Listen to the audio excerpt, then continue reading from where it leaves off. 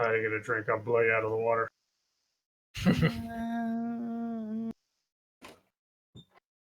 Okay, we're yellow for a second. That's how it starts usually, then it goes green.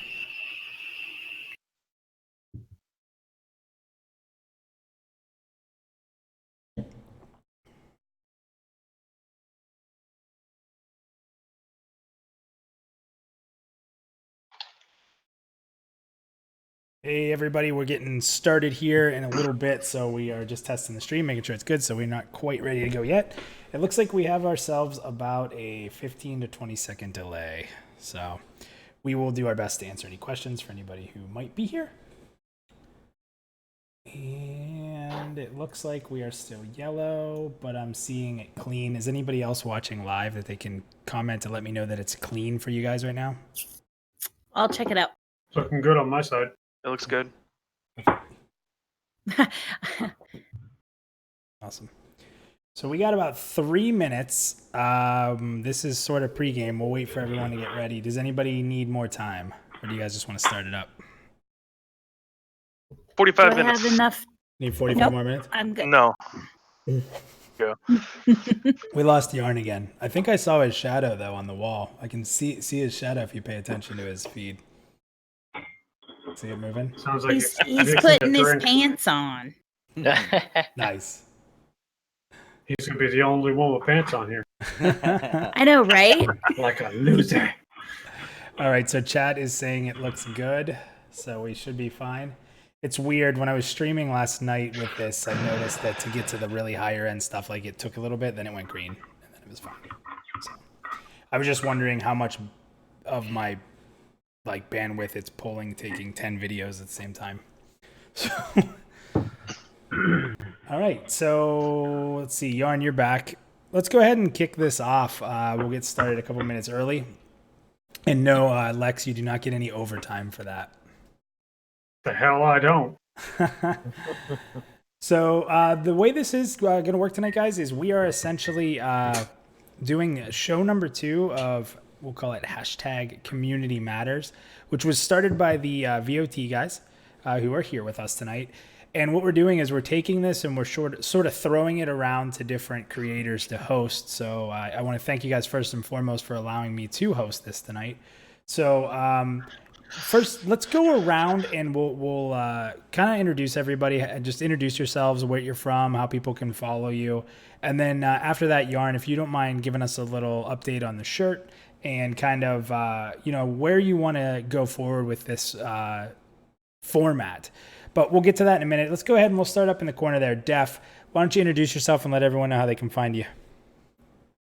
Well, I work with Punk Shoe down below me, and, we're Battle Axe Theater. We cover various MMOs, more specifically old school MMOs.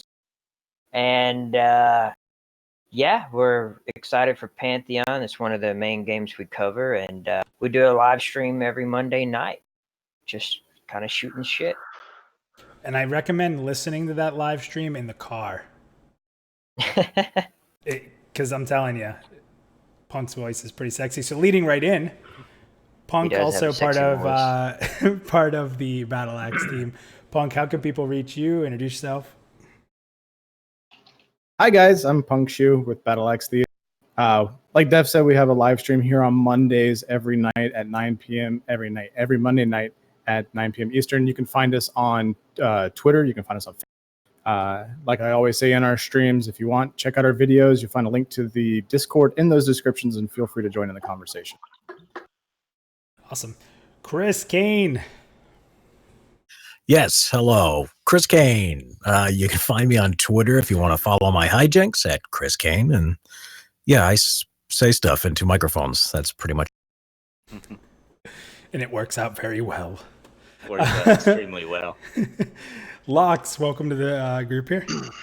Hey, yeah, I'm Loxalus. I'm mostly on Twitter and Twitch. Mostly retro JRPGs, like I'm playing through Final Fantasy IV right now. But I'll be a full-time Pantheon streamer when it comes out. Awesome. I can't wait for those days. Christopher? I mean, we'll get there. We'll get there. That's later in this. And then we have Yarn. Is it okay to call you like the grandfather of the Pantheon creators? I mean, He just called you old. He's an old ass man. So go ahead and introduce yourself. Hello, everyone. I'm Jan Iller. Those that don't know me, I run the Voice of Terminus show with Lex and Josh, who can't be here with us tonight. We pretty much talk about everything that's related to Pantheon. You can follow us on Twitch, YouTube as well. We have our YouTube channel, Twitter, and we have our website as well, voicepantheonvot.com, where you can reach us out as well. Yeah, that's pretty much it. Awesome. Lex? I'm Lexer. I'm also a co-host of the Voice of the Terminus show. I tell you where you can find me, but you don't want to find me. Wisdom. Well, what's going on, everybody? I'm Brian LW. I am the host of Main Assist, the show brought to you by the Condemned Guild, which I'm a proud founder, member of. We love the Pantheon. It is our last great hope for peace in this world. Mr. Napalm. Yes, I'm the Nathan Napalm. I do mainly Pantheon content. That's the root of my channel. Also, I'm on Twitter, but mainly that's just to talk about Pantheon once again. And, you know, I'm the guy that does the weird puppet videos. And I love them. And I'm not allowed to call you the queen, huh? Nope, Queen of Pantheon. nope. We already got yelled at for that before. Yep. So, the first lady of Pantheon? No, not even no? that. There are plenty Just- of ladies out there that love Pantheon. I just am Tess. the most obnoxious. The mistress of Pantheon. The mistress? Oh, okay, I'll take that. I'll take that. Yeah. that's Hey! spicy. Hey. Oh, hold on. Since we went there. I'm Tess. I'm from Standing in Fire.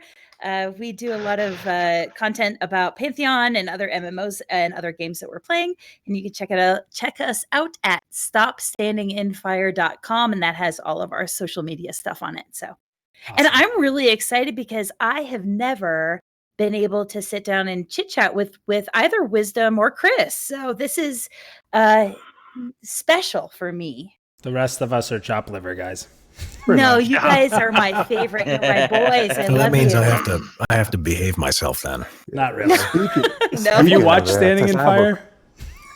Yes, I have. Oh God, I'm sorry.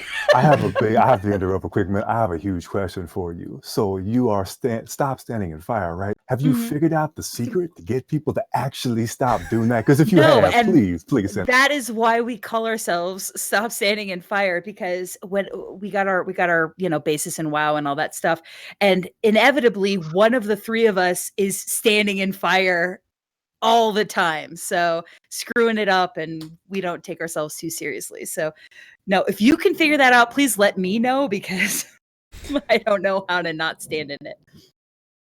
All right, because I know that there's a full room here of 10 people who have no problem talking. So I will try to keep us on pace. Our goal is an hour. I will tell you the odds of it just being an hour is about the same of you getting out of a discussion with Yarn after a show.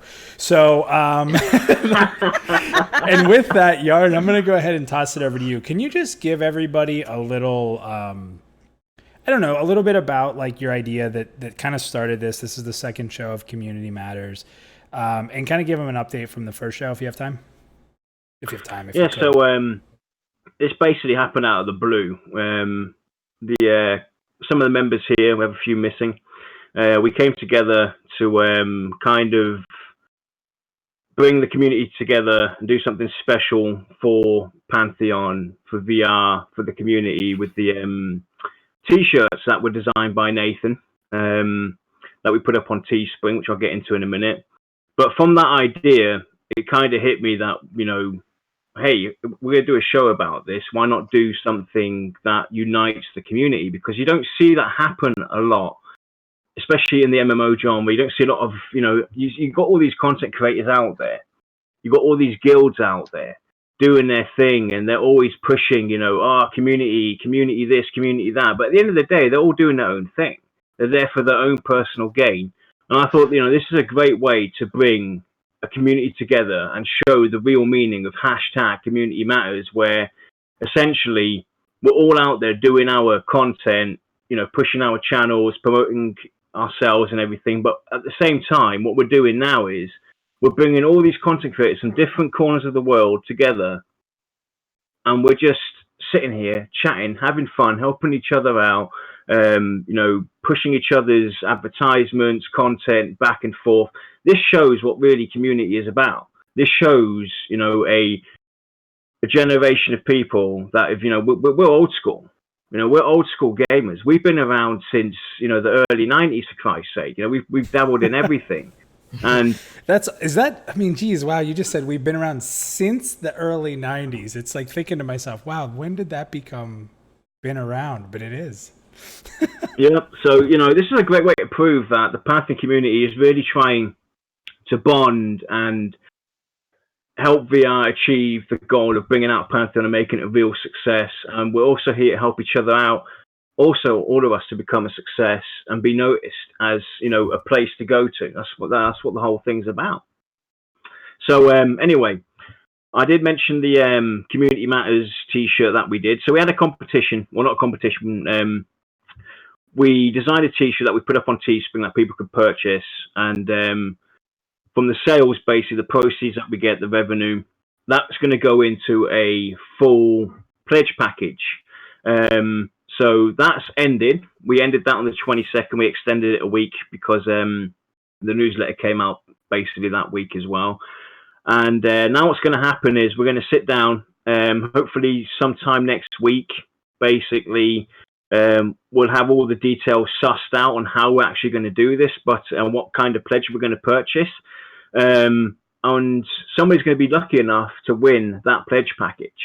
How we're going to do it, essentially, how we're going to do the giveaway, how we're going to, run it, we'll have to see. We're going to get together next week and suss it all out with you guys, and then we'll see.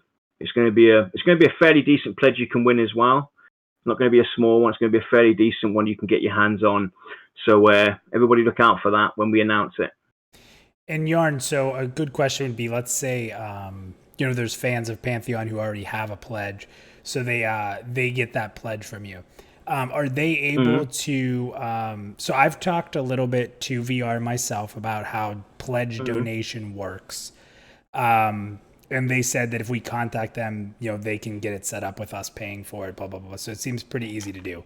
So are people allowed to use it to upgrade, or do we think that people who have them already should maybe be able to gift it to a friend if they win? Well, that's something essentially we're going to have to discuss, internally to see how we want to do this. We have a special account registered with VR where we basically put money into our account that we use to, purchase pledges, and we just have to give them the email address and username of the the winning pledge, and they'll basically forward it to his account. But how we're going to do it essentially is going to be up to us. We're going to have to discuss that internally. If we, allow them to upgrade their current pledge, or if they can, give it to a friend. In the past, the way we've done it is if somebody's won a pledge package and they already have it, they can use it to upgrade their current one. I don't see nothing wrong with that, but that's something we'll basically discuss internally, and then we'll announce it to everybody. Awesome. So, we're going to continue to do these throughout the community. We'll have different hosts. It's interesting. We just said in chat, we had somebody say, Gatorbait, who's been an awesome member of the community for quite a while, has said, I'm just going to read it here. In all seriousness, I think it's great that the Pantheon content creators and really most of the greater community all get along so well. It's going to be great when we're all grouping. And, that's what it's really all about. Now, that's not to say that we don't have disagreements. I think every one of us have been in a pretty heavy disagreement in this room. I think all of us have had disagreements in Twitter or even the Pantheon Discord. So, it's not to say that we don't have our own opinions and our own feelings, Chris Kane, but, at the same time, at the end of the day, we're all able to come together because what we want in the end is the same. We'll all take different paths to get there and we're all going to be down different roads. But so what I thought would be fun tonight is I think anybody who follows all of us probably has an idea of the classes and races we want to play. But I think it would be really fun to just put it all in one place and have a kind of an open discussion about class race and be able to comment on each other and their reasons why. I think it would be pretty fun. So what we'll do is we'll just toss it to someone and we'll kind of go around the boxes here. We'll go. Can I just throw something in? Yeah. All right. So, like Minus has said twice already, this show goes around. So, guys, get your head rolling. Who's going to host it next? All right, so let's go ahead and start with Chris. Oh, great. Thanks. So, Chris, you have to have a backup plan, I'm pretty sure. So why don't you tell people what you're looking to play and what race are you looking at right now? Probably Elf. Probably. Now, was that influenced by recent events? It is influenced by some of the recent Thalen Greyborn stuff and some of the lore. I've always been an elf fan. I wish there was like a more of a half elf kind of a thing going on, but I'll definitely fit in well with the. That will happen when the ogres and the elves mate. Is that what creates a half elf? I always thought it was human and elf. So what? Daddy, where do half elves come from? That bush over there. Right. So what are you just rolling all your dice on Bard? I'm hoping for Bard. I mean, there's probably a ton of people that want Bard. I mean, but that's what I want. Hopefully, if it's in there. If not, it's a toss-up between Wizard or Rogue. So, and it'll. You can't play a Rogue because I'm playing a Rogue. I'm just kidding. You lay down the law on you. Right? I That kind of feel community like matters just goes down the drain. I kind of feel like, wait, you want to play that? That's my character, damn it. But I said it. Oh man. Let's jump to Punk. What are you thinking so far, Punk? Where's your head at? I was planning on making a Murloc Demon Hunter. I have to rethink things now. I'm gonna go a female halfling bard, and it's Nice. Chris. We're gonna have to fight over that position in the group. no fight. Loot share. That's all you got to do. Yeah, there we go. Yeah, but when we raid, you get to sit out first. No problem. Oh, look at this I guy, can just man! sing I like Meta this song. guy. There you go. Chris will just He'll be pay in the back someone singing to to get himself. your login credentials and done. All right, so But before yeah. we jump to someone else, and I'm not going to jump off you yet, Punk, but is anyone else? We have more bards in here, right? Hi. But come back to me because I have a secondary option. Oh, okay. Me too. So at the moment here, 3 main bards we're looking at between Chris, Punk, and Tess. Now, Chris, you're going elf. Punk, you're looking at halfling. What's it about halflings? I just love their story in this particular game. Like, it's an interesting take on like why they're so small and childlike. I'm in love with it, and I've always loved halflings, man. Like in any different genre. I'm pretty sure there's a registry for people who love halflings. Oh, Just saying. I set myself up for that one. God damn it! Yes, you did. You know, the halflings, and I'm sure it's been said 100 times. I'm not trying to say I'm original in saying this, but as soon as I saw the halflings, I instantly thought of Hook. And Yeah. That's That what they were saying. Ruby. Oh. Oh yeah. like very much so with like the whole design of them made me feel like that. So halflings are pretty cool. I'll give you that for sure. Lux, what are you planning on playing? An MMO RPG, a fantasy game that I never play a human, and I try to be. I'm a human every single day, right? It's a Prove fantasy it. game. Okay, well, so I'm definitely going to be playing an ogre, big Okay. and ugly, and my favorite role to play is tank. So I'm going to go ogre dire lord. Okay. So why My Dire troll Lord shadow over? knight. Why Dire Lord over Warrior? Just curious. I played EverQuest Online Adventures for like 7.5 years, and my main was a troll Shadow Knight. How they have a little bit of utility. So plain. Warriors are look at all my HP and AC, and then it's I love Dire Warriors. Lords. They have that self regeneration utility, and I really like that. I really like to stand out with those kind of abilities. So yeah, Ogre. Ogre, Dire Lord. We have more Dire Lords in here, right? Lex. If you don't know what I'm going to play, then someone's got your head in the ground. It was I'm pretty Everybody- sure it was a everybody- halfling paladin. Even though they're not allowed, they're going to make one for you. I'd rather fornicate with a rabbit porcupine. So Just saying. so Lex, I'll just throw it over to you. I mean, everyone kind of knows you've been pretty vocal about your love for a certain race. Even though I know you got that Scar image up on the stream, which is yeah, my initial thought is going to be Scar Tire. Okay. Yeah. Everybody knows this. We put our Scar video out today, and I had to whisper and say, "I'm sorry, Lex," because I will tell you, and this is open discussion, It's not guys. you that has to be sorry. No. I'm sorry for what I'm about to say. So this is open discussion between all of us. So please jump in. But I have to tell you that there was a negative % chance that I would have ever played a Scar in their old rendition. And That's fine. In the new version, there's a good chance I might have an alt. And Haya's even pushing me to go main with Scar Rogue. So, I mean, what are your guys' Lex, I know how you feel. What's everybody's thoughts on the old Scar versus the new Scar?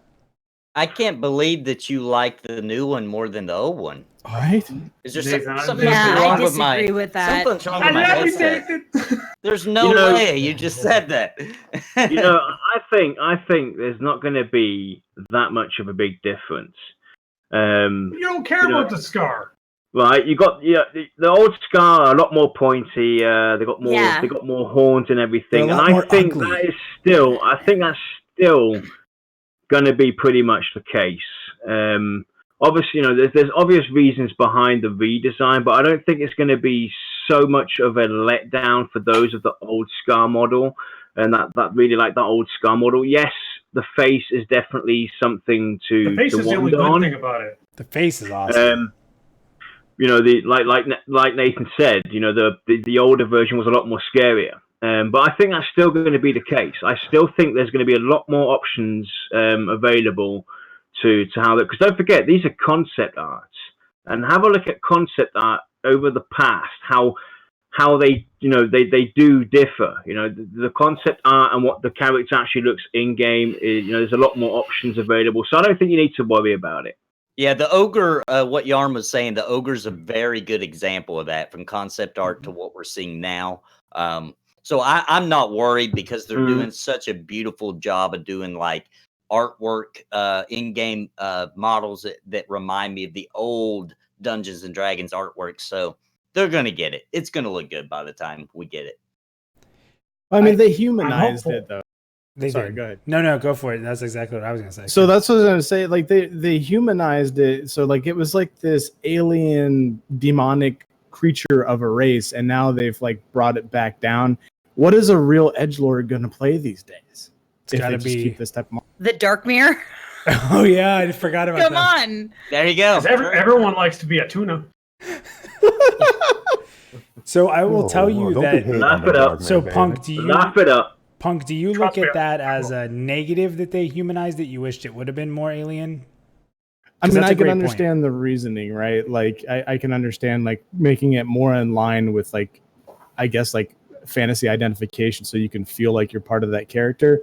But at the end of the day, like I thought it was kind of cool that they went above and beyond with creating this like creature race. It was almost like you were playing like a monster. See, so that was my thing. I don't think I would have ever.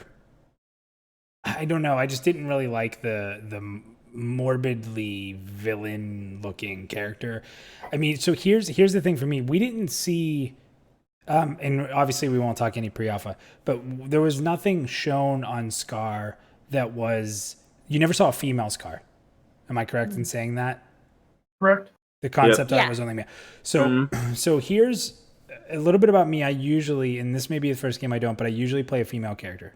I always have in almost every MMO I've ever played.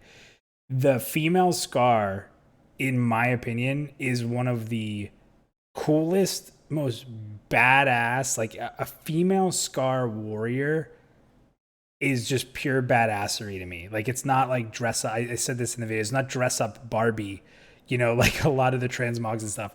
The female Scar for being an ass kicker, I think that model looks amazing. It has a little bit of, you know, it's still feminine, but ass kicking. I love it. But it's also animal as well. Yeah. If you look at the concept art, the way they've placed them, they aren't in an upright position like a normal humanoid. You know, and it gives you that sense of it still being this animal like vicious, don't mess with me being. So is anyone else looking at playing Scar? I am, but not as my main. Okay. That's only so you can harass me. Hey, and I know. gotta I will create this perfect Scar female for you for us to wed in game. Oh hell no! Oh, Hey, I please do send gotta me an say- invite to that wedding. Yeah, can we get an invite, please? While we're talking about the Scar, I do got to say that their story, as far as their background, and everything, is, in my opinion, the coolest because it's so brutal. You know, cannibalizing and all this stuff. That I think everybody who's a huge Pantheon fan will eventually make a Scar just to kind of get Right. And see, Exactly. this is where I run into the biggest issue I have with the new Scar. The old Scar, you look at them and they scream that they have a hard life. Everything is fought. It is not easy being a Scar. And that's where their rage and their viciousness comes from. The new Scar just looks like bandits with a skull glued to their face. You know? Yeah. To me, A little more I than find it a glued. little insulting to the lore of what they've done to it. I could see that. Yeah, they look a lot more organized. That's a good way. They don't look like they have a hard life. They just look like they're mean. Yeah. So I'll get a couple of things here in chat. I'll throw in. We can continue on, but so we had Kuros Endgame say that Scar is kind of like Ixar, which I really do agree with. That's how I really feel like they are. Let's see, Scar Shaman. He's gonna main, so he's gonna do a main Scar Shaman. Militus is holding out for Dwarf Druid, which we probably won't see. Keep holding. Gator said he likes the old ogre models better than the new. So I think to me there's not a huge. Do you guys feel like there's a huge difference in those models? I do. Yeah. Because like the concept implementation from concept to in game, you expect some changes, and I think that the concept art to what I see in game now is pretty close. Like knowing that there's going to be a little bit of a variable. I don't know. Well, and that's why I don't really have an opinion right now because of what you just. What we're seeing in concept art is gonna be adjusted. It's gonna change, and we don't know what some of the customization options are gonna be. So, you know, in the end, it's kind of hard to say, oh, this one character model will destroy my idea of what this race is going to look like. So that's why I kind of am holding off on an opinion on the changes until I see kind of what it means when it's actualized. Right. That's concept art at the end of the day. See, even though I'm upset with the way the Scar are now, I'm willing to give VR a benefit of the doubt and see what they do before I say I'm not playing. I'm still planning to play one. Yeah. Yeah. You know? Wisdom, how about you? Where I don't think I know what you were looking to play. Where's your head at for racing class right now? Well, let me say this. First off, though, Lex, you and me gonna have a bone to chew on, man, because insult my Darkmire, man. My Darkmire? Come on. They had the bomb, Hey. baby. The mermaid actions. Hey. Mermaids in the sea, legs I on like land. seafood. Come Preach on, it man. with them. Can Preach you it. swim? I like seafood. See a scar and swim. See how that works. Hey, there's a fishing. No, but for me, there's a couple of things. I know we got lots of bars, but I'm gonna put the caveat in that I am going to switch from a cleric to a bard if Brad pushes him, come on, B-Rad, pushes the team to do the Vanguard Saga Heroes Bard, where you build your own songs, you completely change out the layout for depending on what you're doing. Your PvP and your PvE songs will literally make or break your team. These selfish bards that back in the day that would do everything, want to do all their own little damage and their little damage songs, they were worthless in a party. The party bards always won the day. I will switch from cleric to that if I can. And that will be my Darkmire, because I don't think clerics can be the fishy. So I haven't really decided what I would be as a cleric, but that's my fallback. If bard's not there, it would be... I have a question. Yes, Mhm. yes, Tess.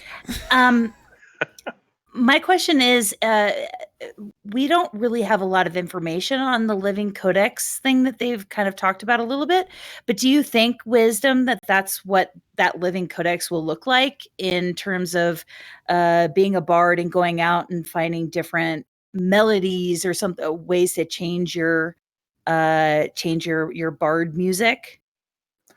Yeah, I'm crossing my fingers on all of that, because once again, I keep going back to Vanguard, because that's where we started. Team C&D, we started Little Baby Birds and Vanguard Saga. Here, that's B-Rad's baby. And that's what they kind of had in that game a little bit. So you have to go to different places in the world to get your group AoE spells and all kind of jazz like that. If they take that and then kind of do exactly what you just said and put more individualized stuff on it, oh my goodness, there'll be nothing like that ever so in the cool, history huh? of games. Yes, it will be amazing. So do you guys want, I mean, I know not everyone's played EverQuest, but when it comes to playing the songs, do you want that lower cooldown where it's more skill-based, where you have to really twist them? Yeah, it's anyone who's played EverQuest knows what twisting is. And it was funny because, Chris, you played a bard back in the day, right? A little bit? Yeah, twisting. Yeah, if you could twist 4 songs while you were in a group, you were a good bard. I mean, I'm with Wisdom. If we have the ability to create and put our own tweaks into our own songs, I mean, he'll have a whole new group of play. Twisting means you had basically all the songs were on their own global cooldown, and you could refresh a song if you shut it off. You'd press it, spell would go off, song would go off, and you could start another one before the buff actually ran out. So you could have 4 buffs up at the same time if you were good enough to. You said to time it correctly. Yeah. You just have to time it correctly. So it was like a very challenging mini game. And the funny part was back then, especially because, I mean, we're talking 99, 2000. If your computer was really good and you had a fast internet connection, you were usually able to get one more song. So that was really important back then. So, which is Yeah. right, what Daff, about- your laugh Yeah. out there. Yeah. So what about, let's say you have a raid going, right? You got like 4, 5, 6 bars or whatever in that raid. Now, I would love to see the bards be able to boost each other by, you have Wisdom playing a song, you have Tess playing, and it kind of adds to the Like a band. You have like a band going. Yeah, Like there you one go. person That is would on be- the drums. Yeah. Yeah, that would be absolutely amazing to see something like that, where it benefits yourself, it benefits the group, it benefits the raid, because you have like multiple bars in this raid. Even though they're not grouped together, it kind of like overlaps and goes over to the whole entire raid, and we'll get benefits out of it. I think that'd be pretty cool to see. It's a concert amplification. Yeah. Oh, I love that idea. Listen, I love that idea. I love it so much. Like having like It's 4 making different me a bards. tingy. Oh my gosh. No, it makes it makes me go hee hee hee. Yes, I love that love idea. that That's so cute. Like, Because go ahead. go on. Well, I think it'd be really cool to have, like, so you see in a lot of these different games, like especially like in more modern instances of like Final Fantasy 11 and things like that, multiple bards aren't a necessity because they have a limited toolkit. But if they did something where you had to create your own spells. Like you could almost customize your bard to like an offensive debuff type bard. You could have a buff type, a physical damage buff bard. You could have a caster buff bard, and then you could have like a CC bard, and you're able to carry more bards in your group. I think that'd be super sick, and if they could feed off each other, like when they finish a song, the entire bard group, like all the bards, get a buff to their next song. That'd be awesome. Yeah, the reason I bring this up is because we heard Tess wanted to be a bard. We've heard Chris want to be a bard. We heard like 2 other people want to be a bard and everything. Or a paladin. And, one or the other, yeah. And then, it's a question of like, who are you going to take with you in your group? And that's something that's always annoyed the hell out of me in MMOs is once you've got that one class in there, your healer or your tank or your CC class, you don't take another one because there's no benefit to the group. And that's where I really hope that Pantheon Shine is making it, easy for us to just go and grab that second bard or go and grab that second tank or go and grab that second cleric, for Christ's sake. Because they still have their benefits to bring to the group because of the customization that we kind of have maybe through the living codex or through AAs that we can skill. Because that's something that's always bugged me. Going LFG, getting that group together, and you're running around in that circle for an hour and a half to go into this dungeon because you're looking for somebody to come along, be it a second healer, and then you get these tells, hey, I'm an Inquisitor or I'm a Templar or whatever. Well, I'm sorry, we've already got a plate healer in our group. We need somebody with leather or with chainmail. It's annoying. Yeah. Why limit us that way? So a couple of things. First, let me throw a few chat items out there. So Kuro said not only twisting 4 songs, but also sometimes holding a charm or mezzing ads, which was super important. And he said, deciding what buffs to rotate out of mez was a big deal. And then he put specifically, make sure to keep that mana song up. So anyone who played Bard, you remember that.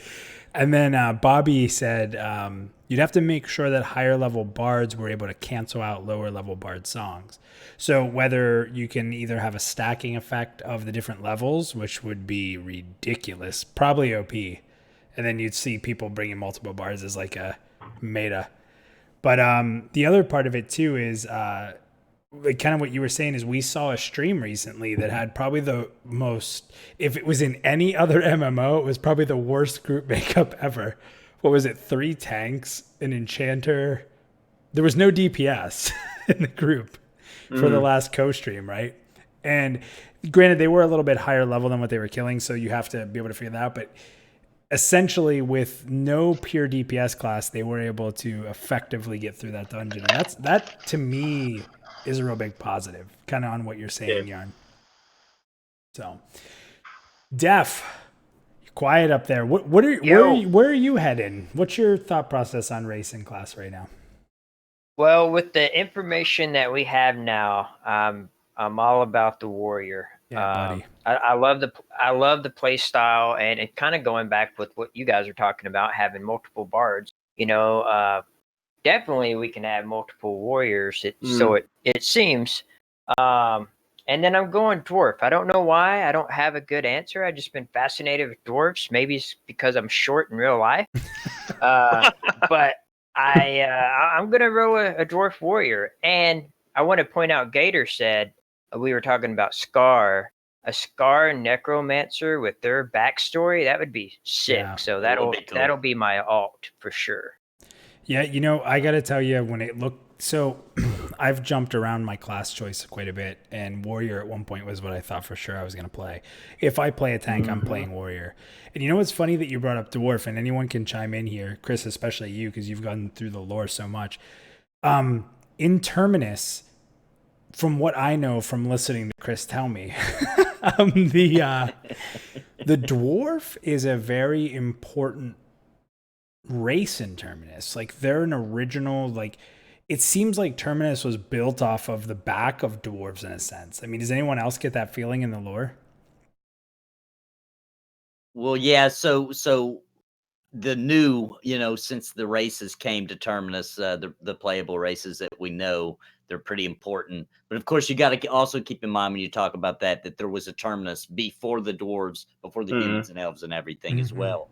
So, but yeah, I'd say they're definitely a backbone. I'm playing a dwarf, so yes, dwarf power. Yeah. And how do we feel about the dwarves having like the blue pigment being more of like, I guess the blue pigment is kind of a play on them being more in the Frostlands, which is funny because in WoW they were in the Frostlands as well, but they're doing this bluer pigment to play off the cool. Well, if you think about it, they live in the mountains, right? Mm-hmm.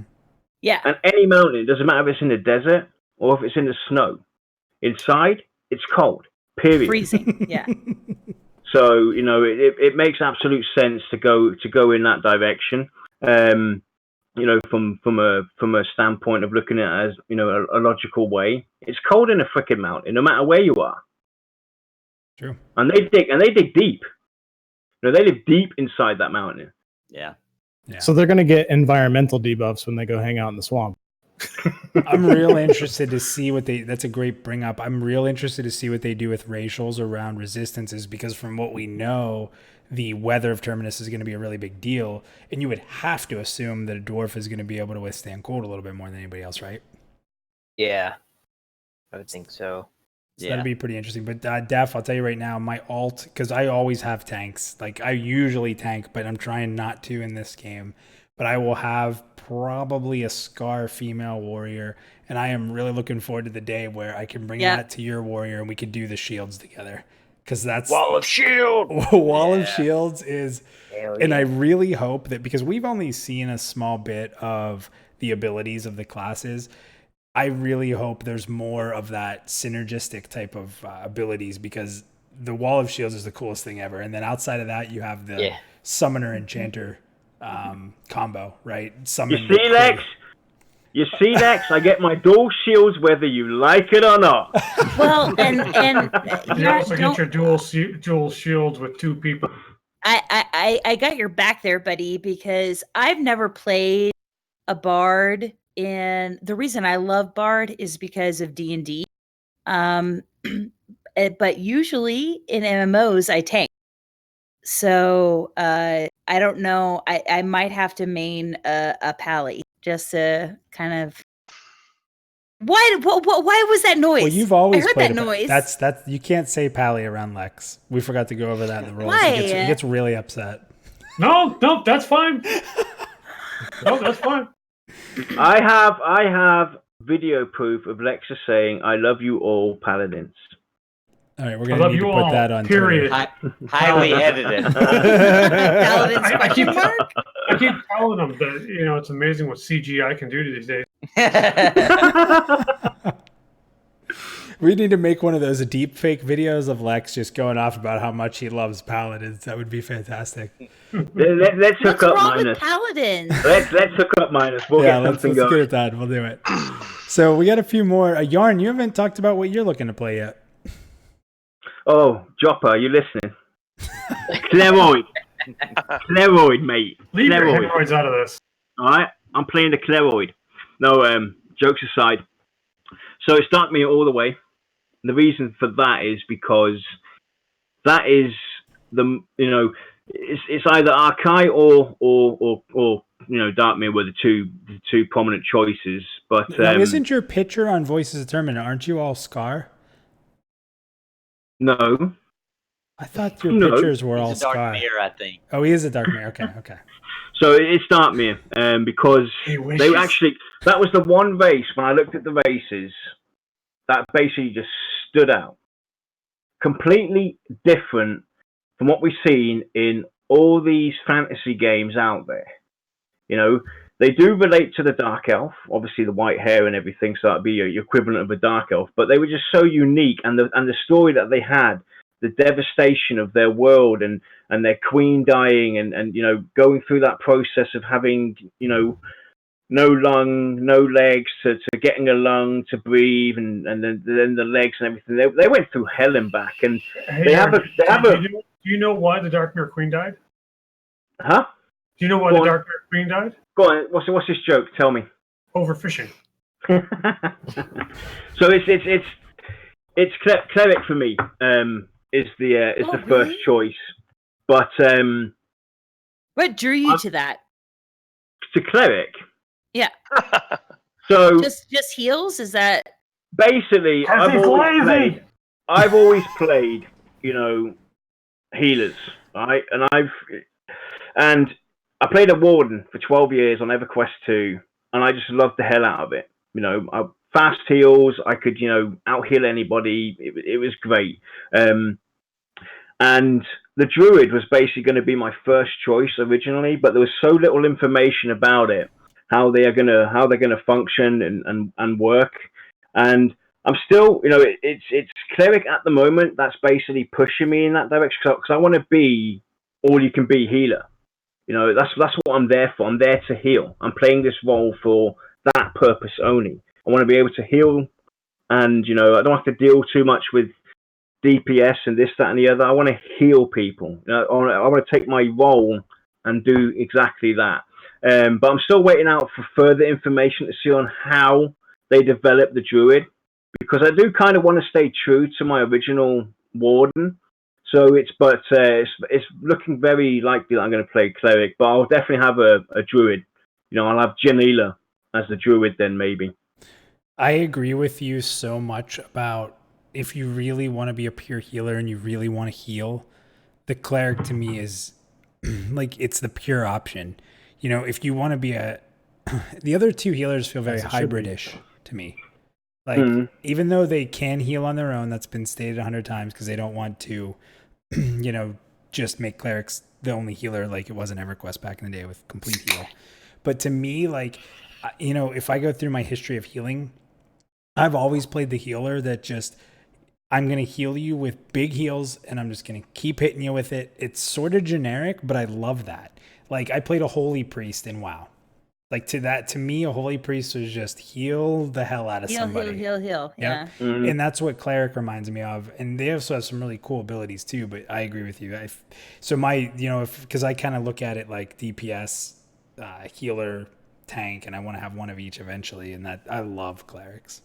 Absolutely love Clerics. Yeah, the thing for me is, right, it's still important. When I got to meet Brad in the Gamescom a few years back, that's one of the questions I brought up straight away, because if you look at the original EverQuest, the Cleric was the healer, and then you had like the Druid and the Shaman and everything, and that kind of really bugged the hell out of me. The way I see it, each tank should be able to do its job for the group, for the raid, regardless of what they are as a respected class. And the same goes for the healer. The healer should be able to, regardless of what heal type they are, be able to manage the group, manage themselves, and manage a raid. And that's one of the things that really bugged me about EverQuest. It was like you had that go-to healer.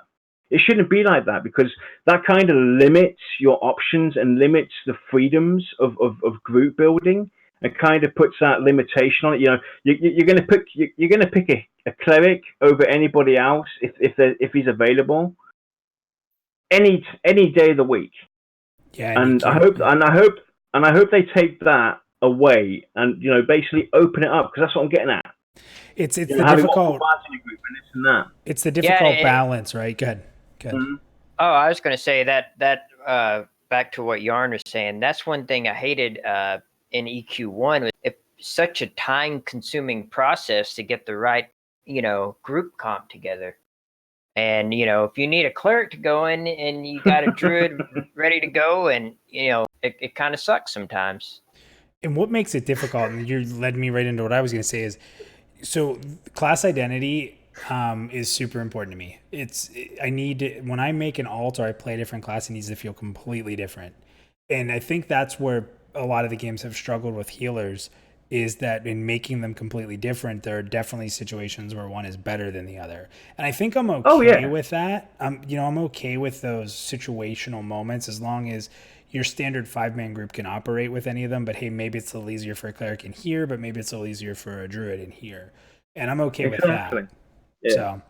So if you don't mind, I'll interject here though. So we talk a lot about EverQuest in comparisons to classic MMOs, but for any WoW veterans here, like you've probably seen the shift from that mentality. All these different healers have their own different styles, whether it be a hybrid healing or the nuke style healing that you would get from a cleric or a white mage, etc. But then they did this shift where they changed it, where no matter what healer you played, it almost felt exactly the same. You had this quick instant heal that healed for a good amount. You had your long heal that was cheap but healed for your normal amount, and then this big slower heal that cost a lot of mana. Like, I don't want to see the dumbing down of it. Like Yarn said, they should all be able to do their job, but it's VR's job. They need to figure out how to present it in a way. EverQuest 2 had the perfect solution to that.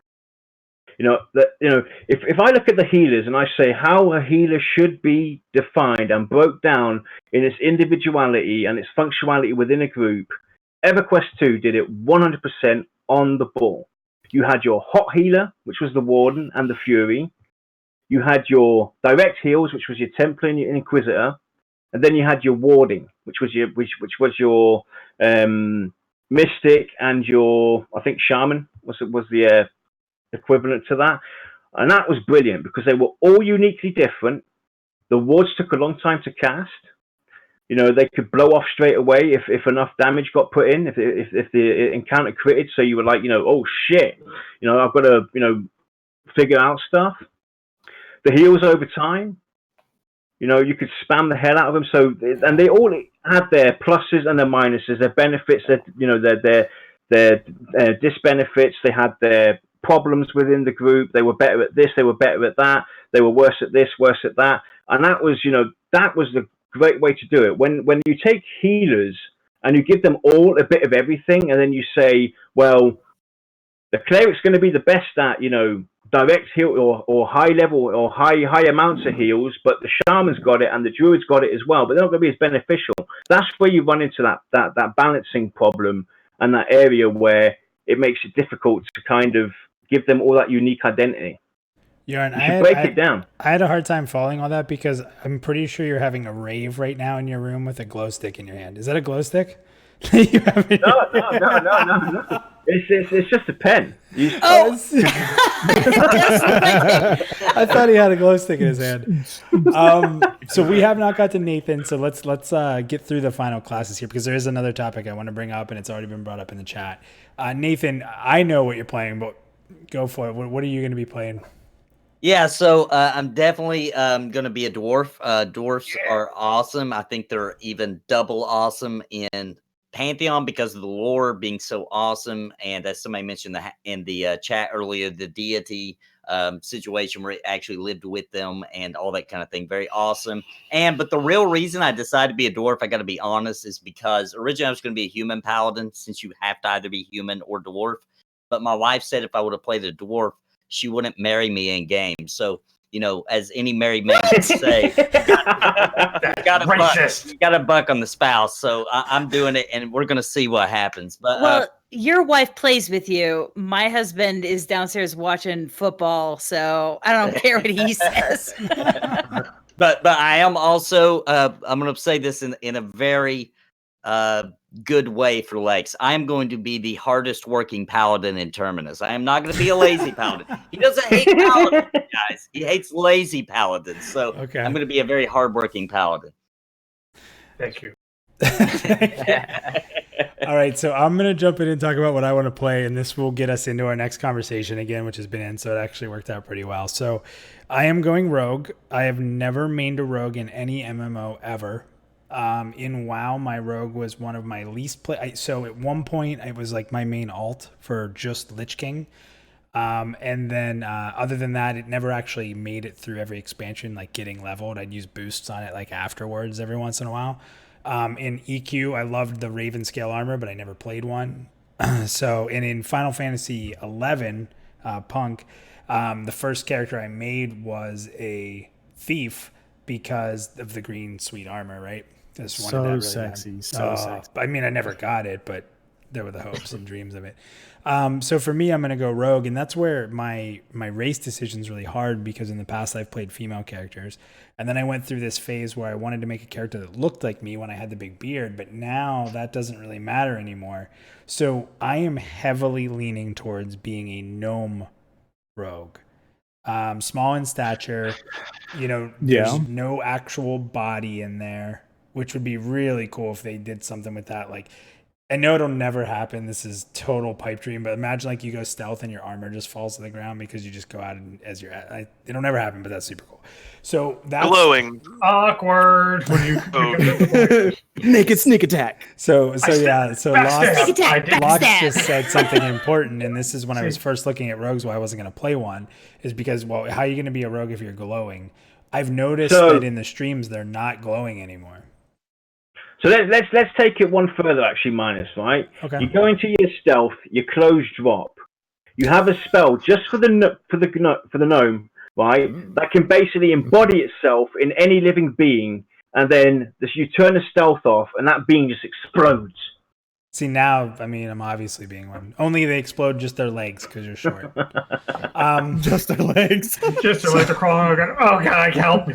So let's real quick before we go into the gnomes here. When we go around the whole group, am I the only one who wants to be DPS as a main? I mean, other than bards, am I the only one who wants to be a DPS here? No, if Bard's not in, I'm going to be DPS, either rogue or wizard. But yeah, I think there's a desire there. But I will be a gnome if I can't be a bard. Gnome rogue or gnome wizard. Okay. So Sick. We've had some discussion. So when we were talking about ogres and we were talking about Scar, there were a lot of people talking about the gnomes. So first of all, Gator said, I know I'm in the minority, but I really do not like what they did to gnomes. I'm okay with them making them different. I just don't like the way they went. Bobby was giving props to Chris. Punk said we're going to fight because he loves the gnomes. Kuros said gnomes seem cool to me. Thinking about an enchanter gnome. Theric said he really likes the gnome lore. And a couple people were saying like gnomes is a good discussion. So we've all played a lot of MMOs. As you said, Yarn, we've been playing since the 90s. And almost every MMO I think every MMO I've ever played has had gnomes. And they're a very specific class. They're small. They're kind of innocent. They're tinkerers.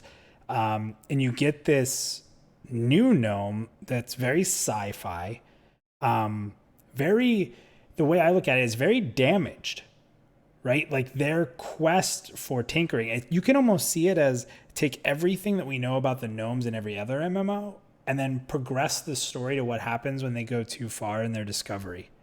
And I am absolutely in love with the lore of the gnomes. So opening it up, I know that everyone feels that way. What do you guys think about it? I got something to add to that. Yeah, I agree with you. There's one characteristic, one trait that I've always seen in any MMO that I've ever played, was their eccentricity. It was the gnomes always had that same level of, they were always just an eccentric race. And this takes the eccentricity of the gnomes now and sort of adds something to it, which is totally unique compared to any other gnome that I've ever played. So I'm all aboard if they can manage to work out the logistics of it, I would say. You know, people look at the gnomes because they're this sentient being, right? But if you look at all religions, at the end of the day, that's what we all thrive to be, or, you know, it's written in all the books. That's what you end up being. I mean, humans, we have a soul. That's our sentient being at the end of the day, if you look at it.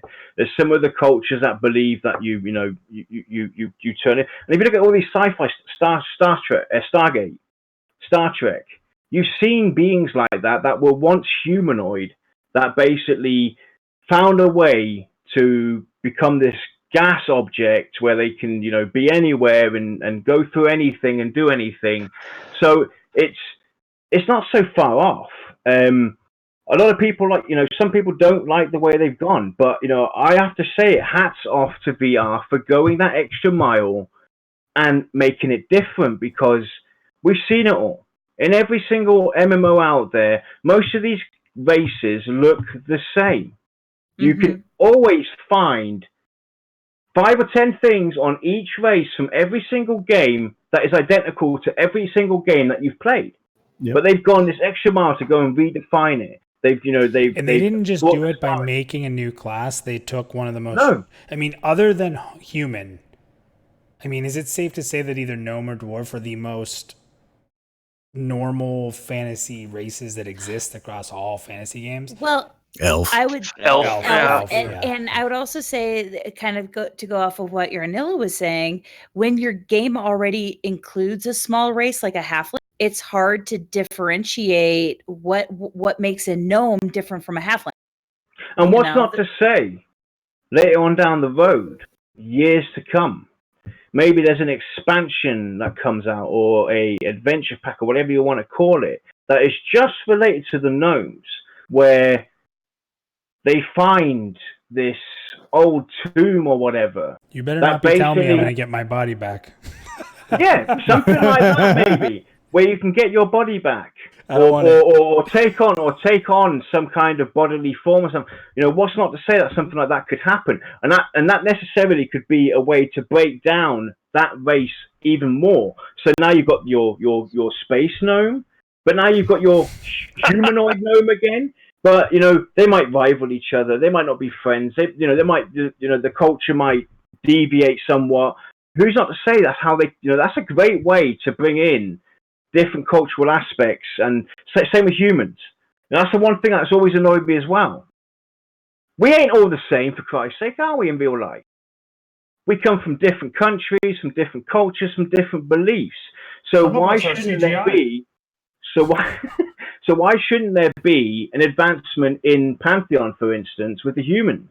Maybe at some point a branch breaks off and you can create this evil, nasty human, or a human, they evolve into some larger being, like a barbarian or something like that. Who's not to say that those are ways to do it? And you know, that would be great for VR to kind of add in little twists and plots and modifications to all these different races without, you know, we're going to bring out a new race, we're going to bring out this.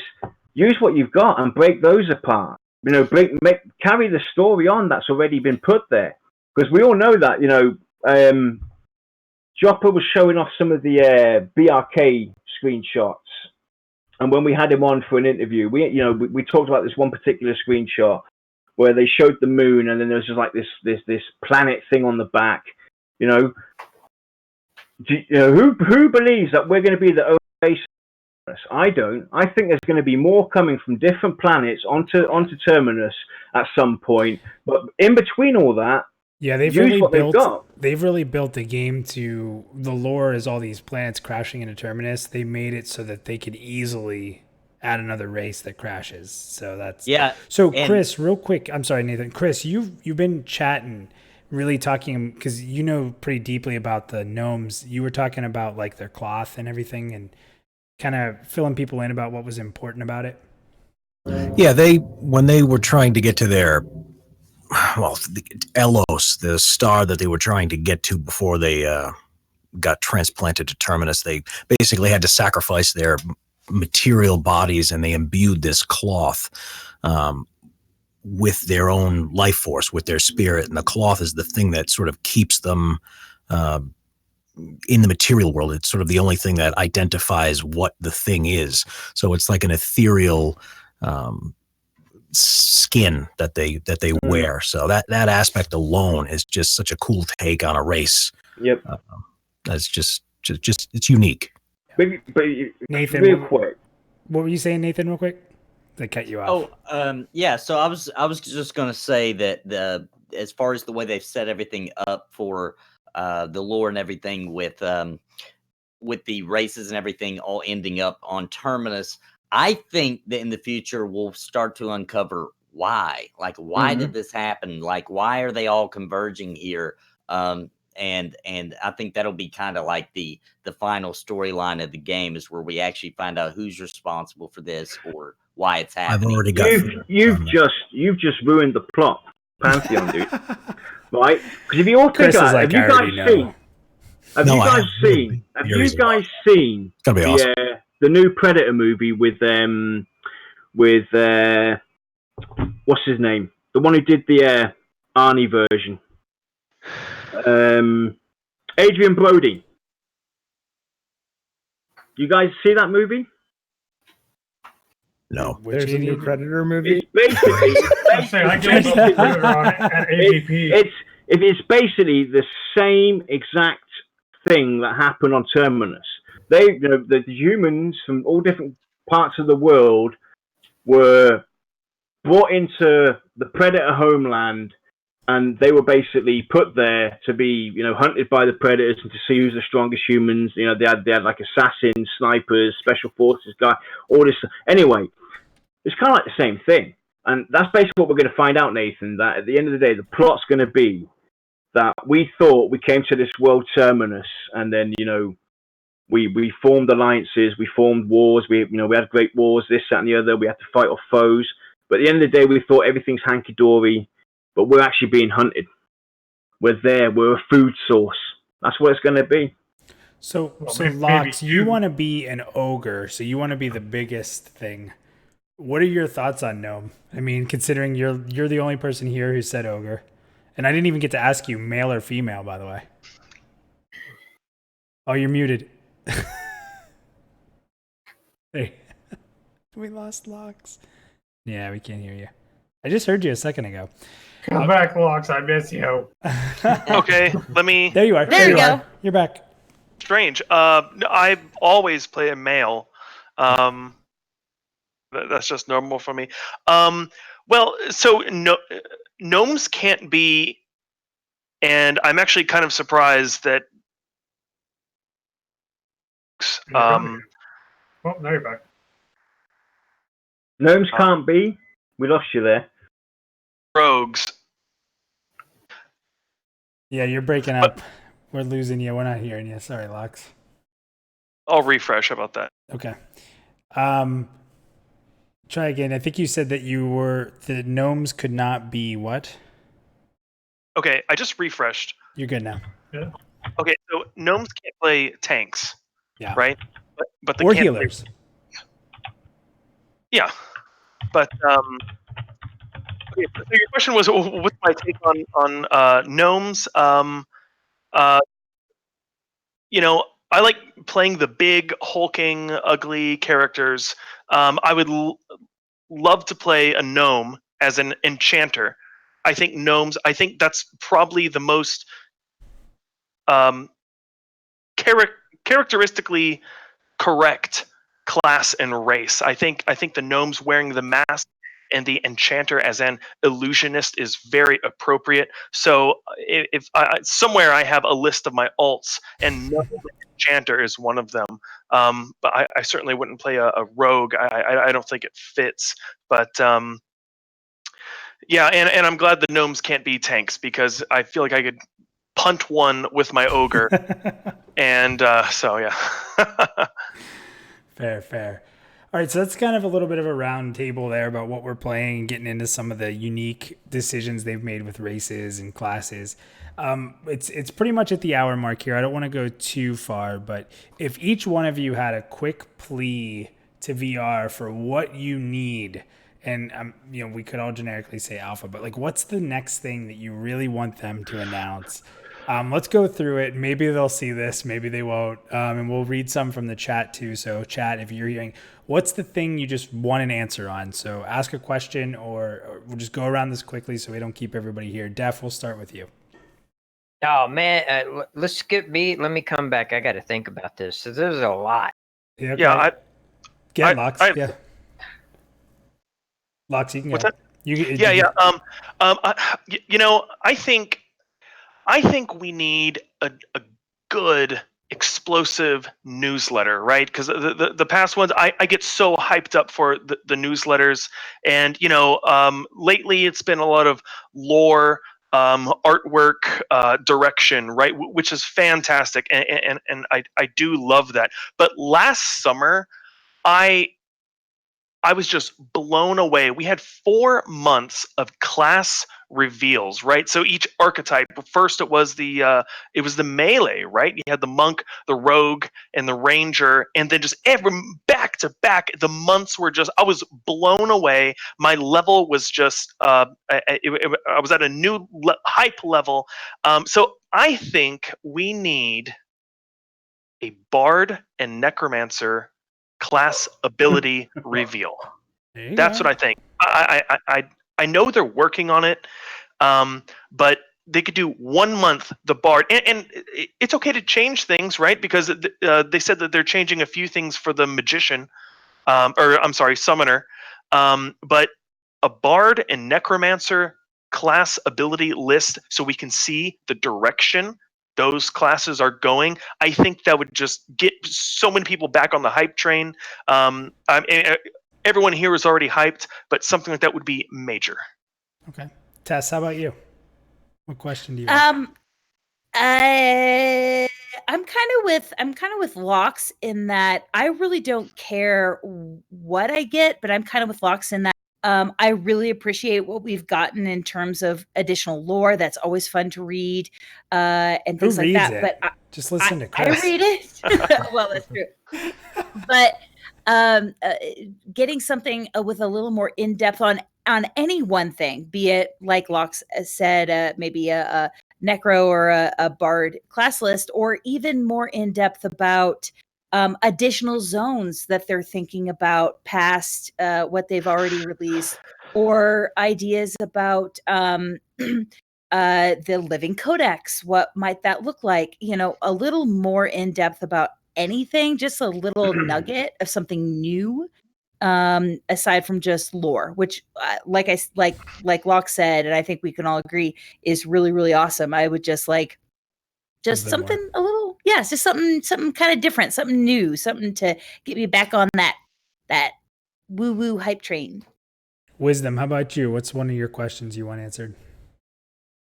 So I dig the bard stuff too. I'm just salivating for that bard reveal. That'd be fantastic. But for me, I don't know. There's probably a couple cats in this little room here. I'm a PvP, right? So I'm PvP Serval straight away. Yes, sir. Yes. And the big thing that I've wanted to know, we played a few games now. Vanguard was one of them, which is one of Brad's games. So that's where this question kind of comes from. But Condemned played SWTOR as well. With the engines that were chosen in those particular games, they had issues with the ability to have, if anyone played SWTOR, Star Wars: The Republic, playing Ilum, having a large amounts of people in an area at one particular time to be able to actually PvP. In Vanguard, it was pretty bad with people would hop in between chunk lines, they call them, or zone lines, where you would kind of, if you're getting chased by a group of people, all you would do is, I'm just gonna hop back and forth so they can't see me. And then they would almost crash zones and stuff like that. So I'm very, very interested in seeing how, I love the way this engine looks, it's pretty. I'm very interested in how many folks can hop in the same area and they can, before the zone actually gets locked, if there's gonna be a locking setting or what's gonna happen. I'm very interested in that for open world PvP and open world game. I know we're not allowed to talk about this game, but a game I actually liked that had the same problem where the PvP was the most unplayable because it couldn't handle all the players was Bless. And when you would go into PvP, you literally would go in and just jerk around, and there was just, you couldn't really contribute. If a team had gotten somewhere, it was over. So it was pretty interesting. And my computer's no slouch, so interesting. Yeah, it's interesting to see what the population will look like in the world, because if you're going to say a game like this has community in it, then you have to have a lot of people around. So, Nathan, what's your question? Yeah, so I'm gonna piggyback on Locks with a different thing. So last summer was freaking epic, right?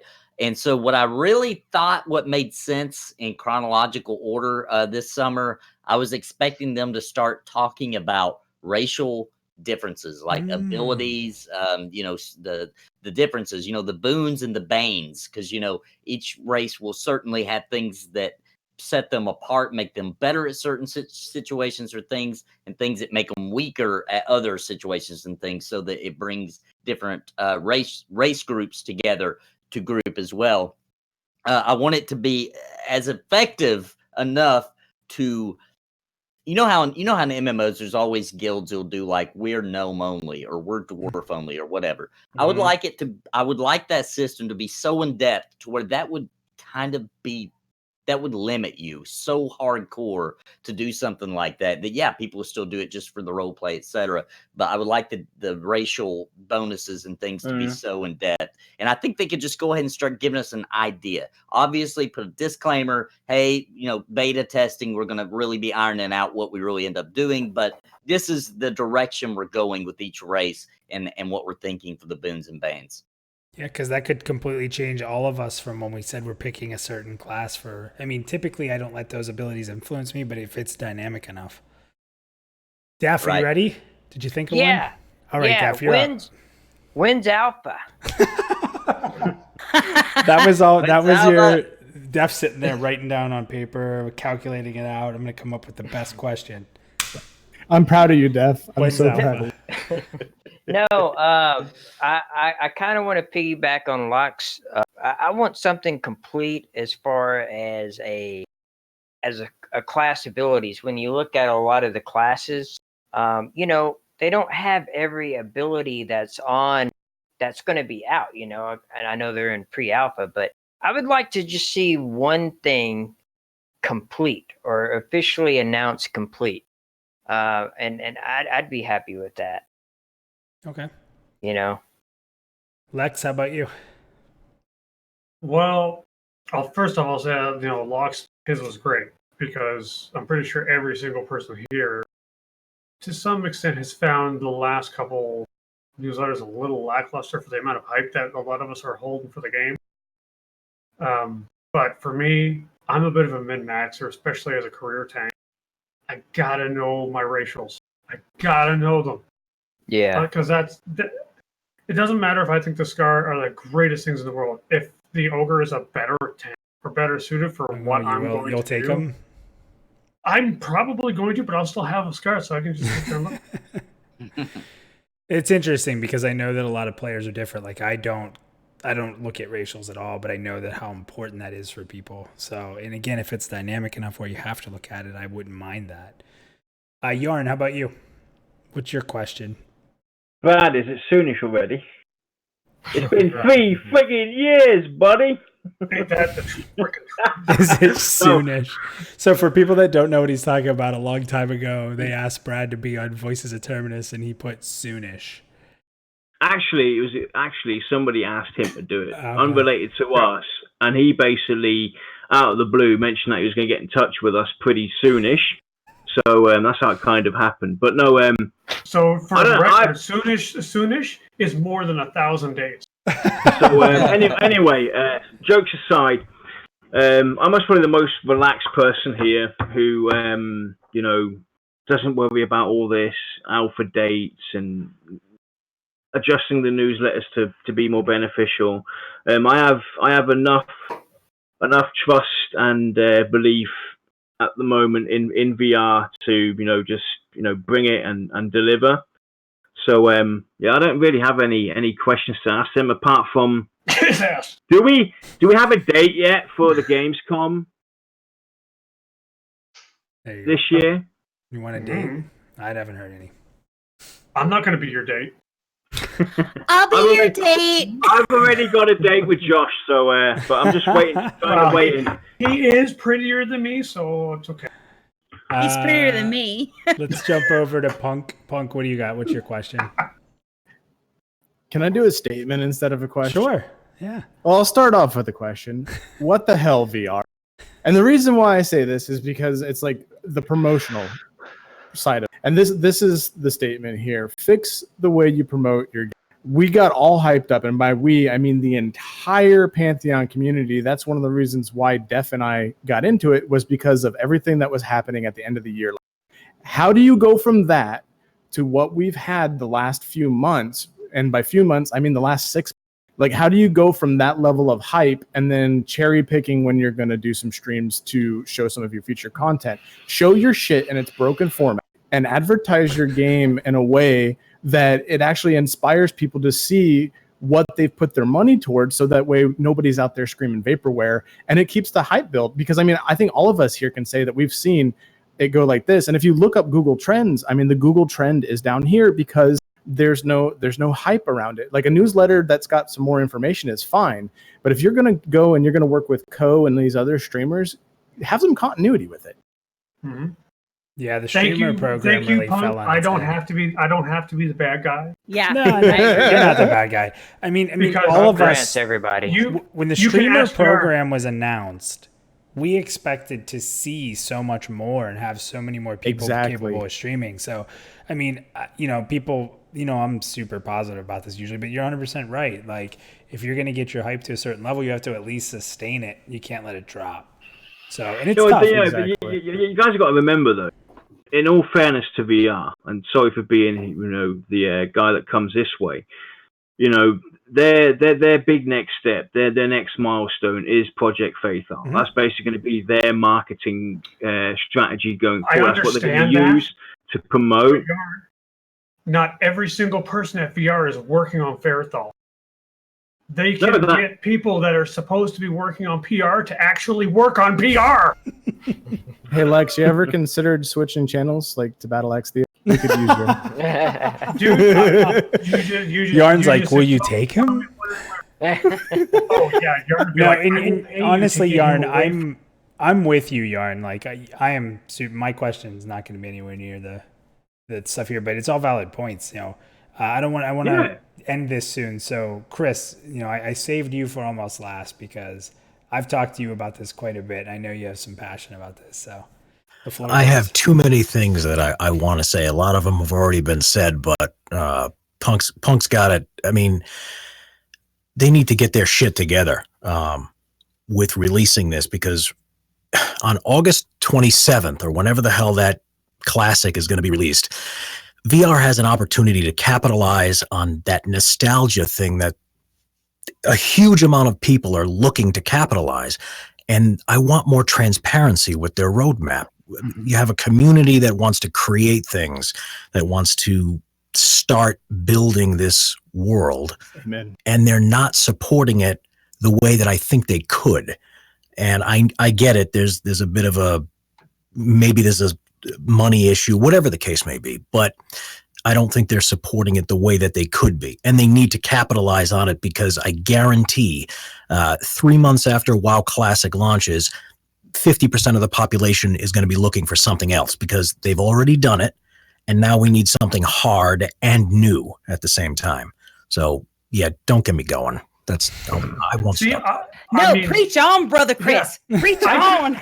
I feel like for Chris especially, I feel really bad because, he does lore and he does a great job at the lore, but you can't produce what isn't there. I told him just to start making stuff up. I think that would be even more entertaining. It would be, if there was one thing that, like you said, Lex, with Chris doing the lore and everything, especially with the people that are doing active content, like all of us here, is to work closer with us. And give us some little tidbits of stuff to do. Like the Voice of Terminus show, we kind of cover everything, so they can throw us whatever. But for Chris specifically, throw in some lore that's exclusive to him to put out, and spread that around. Stuff like that, yeah, definitely. I agree with you guys. That's where they definitely need to come in. But I can see them being reluctant. Because it's going to kind of create this. Oh look, they're getting like special privileges. Oh BS! No, we're not. We've worked to reach this level. If they come at the content creators and give us that, we've worked to do this. There's nothing to say that anybody else out there can't get the same advantages as we do. If they do, if they were to decide to go and give us some exclusives. Give maybe Minus some screenshots to talk about that are exclusive to him or whatever, or Standing in Fire, give them something to talk about, or Nathan or Battle Axe Theater, or here Wisdom when he puts out his. And it's not exclusive because we're going to immediately turn around and talk about it. Exactly. Yeah, and I would like to say, like Battle Axe, we don't put out a Pantheon video every week. We were doing that for a little bit. It's after a while the speculation just kind of gets a little old, and it's like we can't put out a content produced video without any content, So I agree. You guys are gonna make me. You guys are making me feel bad about my question, because like I am just as passionate as you guys, but my question is not as important. but I really, really do want to know it. I really need to see a gnome in different armor to see if they change enough. Like that really, like, I know you guys want all this crazy stuff. Like that is really important to me right now because like my big fear is if I pick a gnome, I'm going to look the same all the time. And no, it's an idea. It's completely valid. I think everything that we've all said is just. We just need. It doesn't matter if it's this huge, crazy, brand new thing that they're introducing, and it's this huge, crazy new mechanic.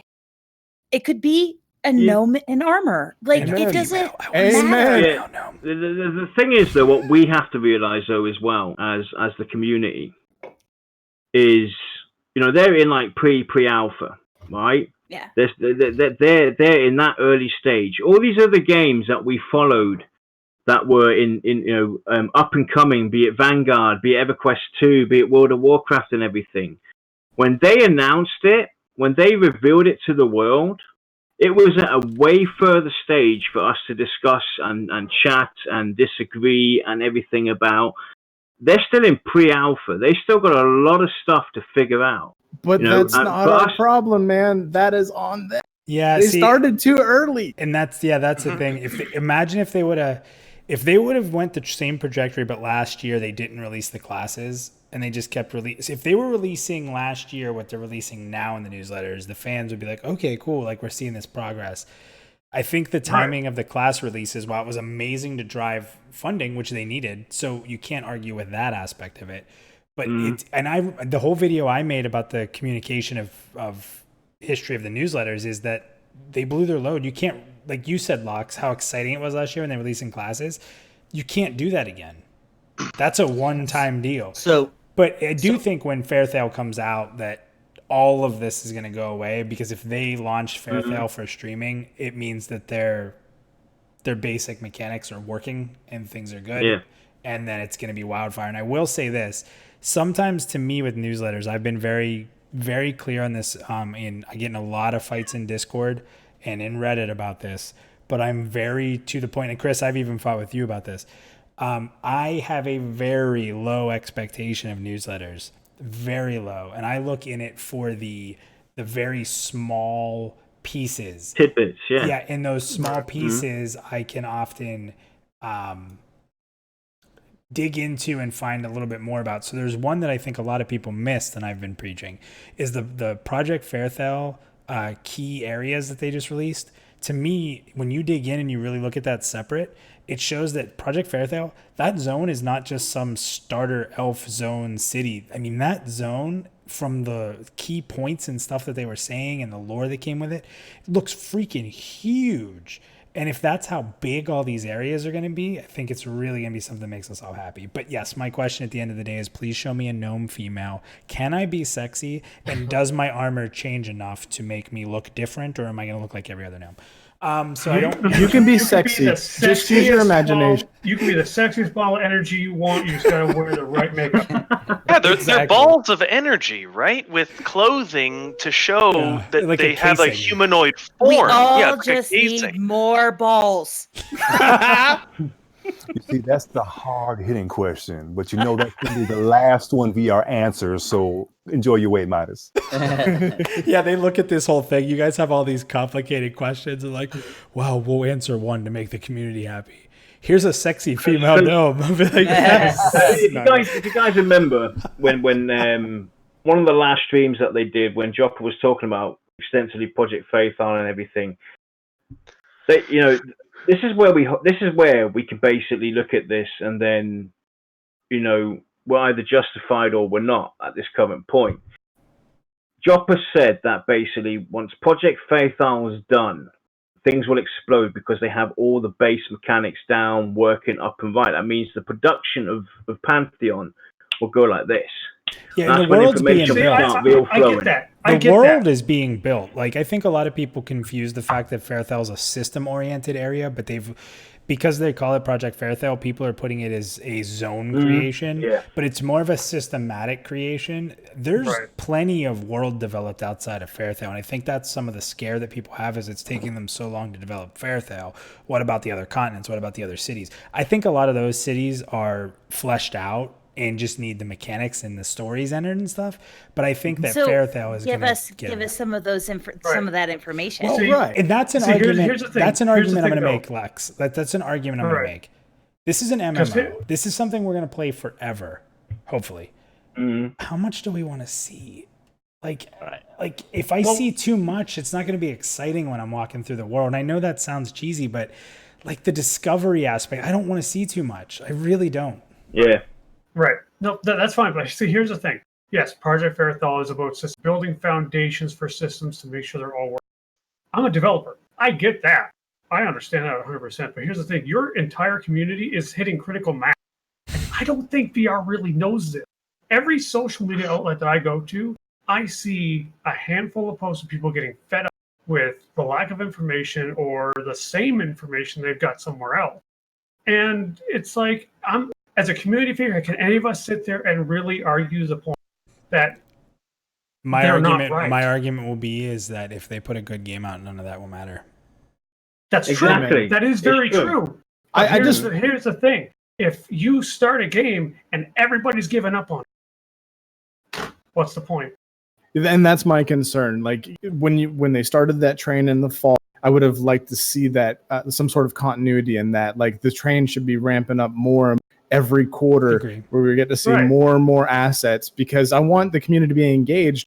We've seen the engagement drop drastically since the beginning. Exactly. And I mean, Yarn knows I like to fight for things. I want to fight for VR. I want to fight for Pantheon. And I'm getting to the point where I'm running out of things to really, put in my arsenal to fight back. I do understand all that, right? But if you look at it, every other game company or every other company does exactly what you guys are all asking for, right? And they hype, they push, they disaster.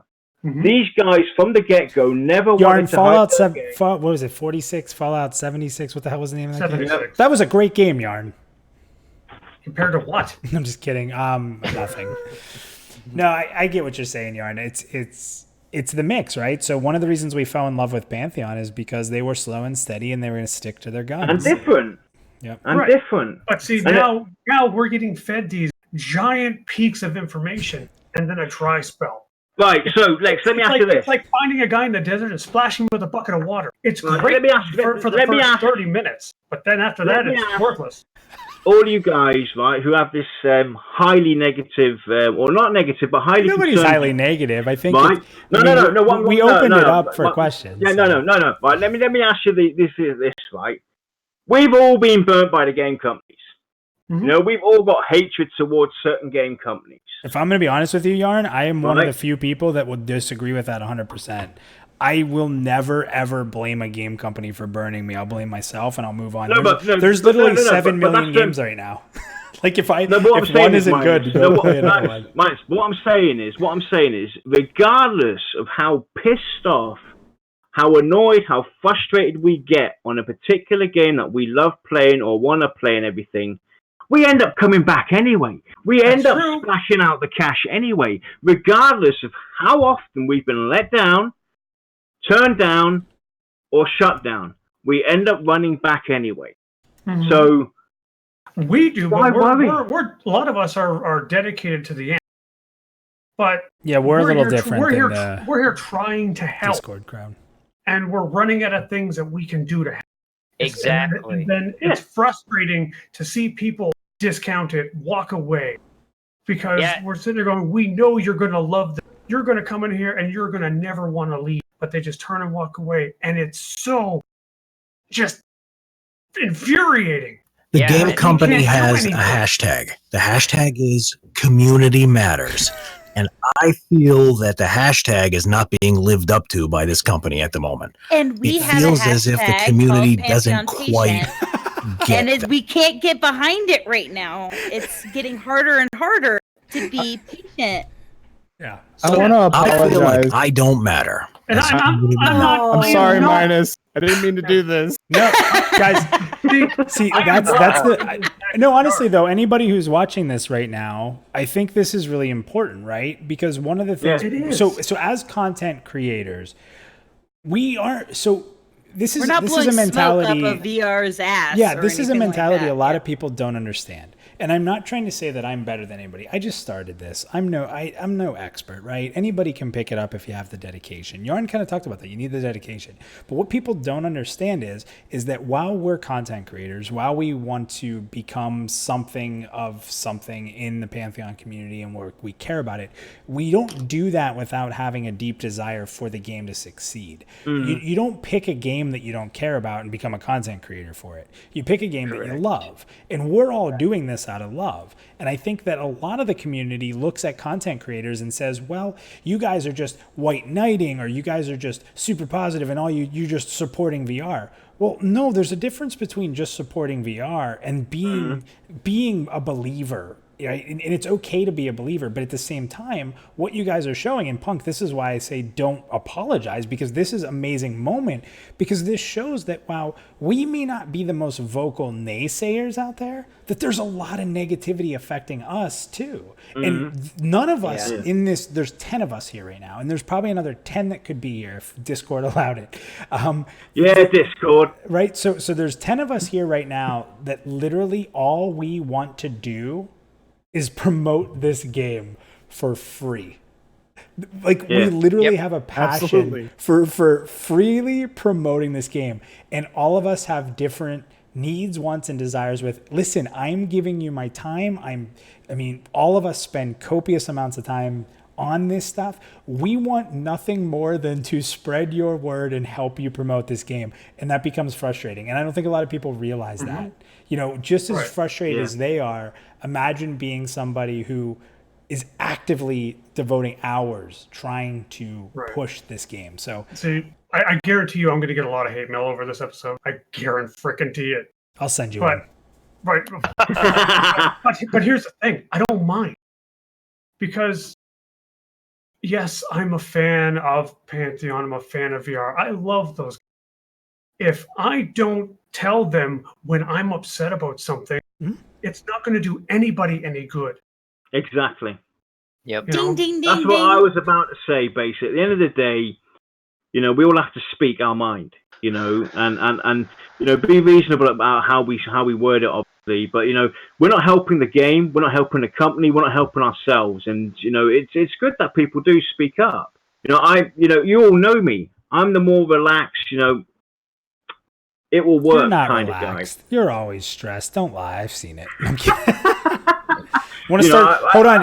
You want to stress out, Yarn? Let's turn this over to politics. No, I'm kidding. I'm joking. No. All right, guys. So it's been an hour and a half. We've held everybody hostage here for an extra half hour. I just want to do a quick round of thank yous. Def and Punk, you guys jumped in right at the last minute because I've been going through some craziness this week and I did no promotion for this. So Yarn, I apologize. I took this on and didn't really push it the way I normally do. But I think we got a great turnout tonight and we've had a lot of awesome chat going on and all of you guys have been participating in it. So Battle Axe, thank you guys for kind of just dropping what you were doing and jumping into this. It has been a long time since I got to work with you guys. And it's a super pleasure. So thank you guys for sure. But who's next? Right. Who's hosting the party next? Yeah, we'll figure it out. Chris, We'll figure it out. Chris, another night of getting to talk with you and banter. And I didn't have to bring up sound engineering to keep you here this time. Good. Locks, awesome for you being here, man. You know, we've just met recently, but we've had some fun, and I was really happy to have you be able to come in. I know you're going to be a big time streamer when the game comes out, and if anyone hasn't met Locks or seen Locks yet, he's an officer for Rainborn, and he does some awesome Final Fantasy retro streams, and if you want to watch a game to completion, you can jump on and check him out every night. So that's awesome. Yarn and Lex, you guys created this. Thank you for having the confidence in letting me host this. I didn't expect it, but that's where it was going to go. You guys created it, and I hate hate you. Wisdom, we have not spent enough time together, so I do appreciate the time I have gotten with you. Hopefully in the future we can collaborate and do something fun, but been a pleasure. Thank you for coming tonight, man. Awesome stuff. Awesome. Absolutely. And I will put in a voucher for the Halloween Community Matters. Oh, can we dress up? So October. Can we dress up? Oh, this is going to be We awesome. have to, right? Right, we'll make this official now. For the Wisdom hosting the Halloween version of Community Matters, we all have to be dressed up. What was the Hell words that were yeah. used for the We Are Pantheon video? Cringe. That's okay. I love cringe. I love cringe. Nathan, Mr. Nathan, you can't seem to escape me. We've been spending a lot of time together recently. We chat quite a bit. Thank you for those that don't know, I was texting Nathan to be like, hey, can you please come on the show? I forgot to mention it to you. He's not responding. I text him on Discord. He's not responding. I text his wife on Discord, like, can you please tell Nathan to get in touch with me? And he didn't. And I just put him on the little promo thing we sent out anyway. I'm like, he'll be here. So Nathan, I'll be here. But yeah, I do got to mention real quick that you said a little thing about the cringe, and then you mentioned me. I am the cringe guy. Okay, I got You are the cringe lord. Somebody, I love it, dude. Somebody on his channel wrote, "This is so cringeworthy. Grats on losing a bunch of subscribers," and all his subscribers are like, "Dude, that's why we're here." This is the lifeblood of the channel. Right? Yeah, bro. I saw that. It was super awesome. But Nathan, you have become one of my best friends in here, and I have no problem saying that. And I love hanging out with you and making some crazy ass videos. So thanks for coming tonight, I agree. man. All right, man. No problem. And Tess, you are you bring so much. Thank you so much for coming, and thank you for everything you've done and worked with us. Thank you for having me. Super awesome. We if we just filmed me and you talking every night, we could make videos just live stream. Oh my us god, just no, talking. we would be smashed.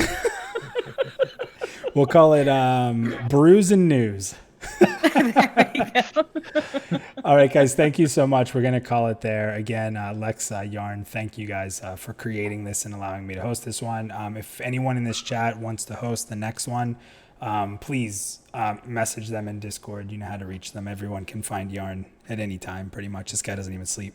So to the community who came out tonight, we had an awesome crowd. We had a really incredible crowd tonight.